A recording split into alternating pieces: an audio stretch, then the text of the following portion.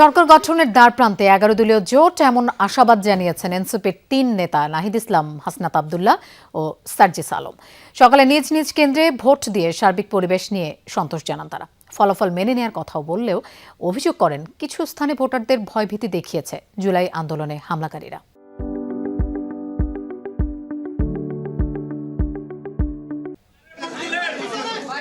জুলাই গণ অভ্যুত্থানের সম্মুখ সারির নেতা নাহিদ ইসলাম, হাসনাত আব্দুল্লাহ ও সার্জিস আলম প্রথমবারের মতো নিজ নিজ কেন্দ্রে ভোটাধিকার প্রয়োগ করলেন এই 3 তরুণ তুর্কি।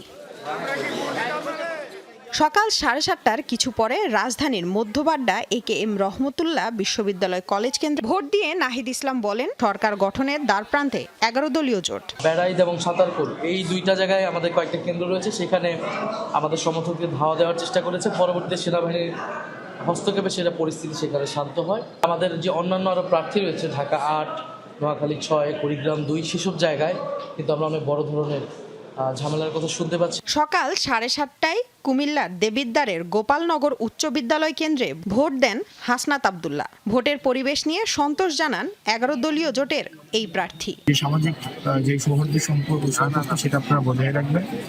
শুধু ভোটাধিকার প্রয়োগের জন্য নিজেদের মধ্যে কোনো ধরনের নেতিবাচক সম্পর্ক আমরা প্রত্যাশা করি। 11 দলীয় জোটের আরেক আসনের প্রার্থী সার্জিস আলম জানান, ভোটের পরিবেশ সুষ্ঠু আছে। জীবনের প্রথমবারের মতো জাতীয় নির্বাচনে ভোট দিচ্ছি আমি নিজেও আসলে।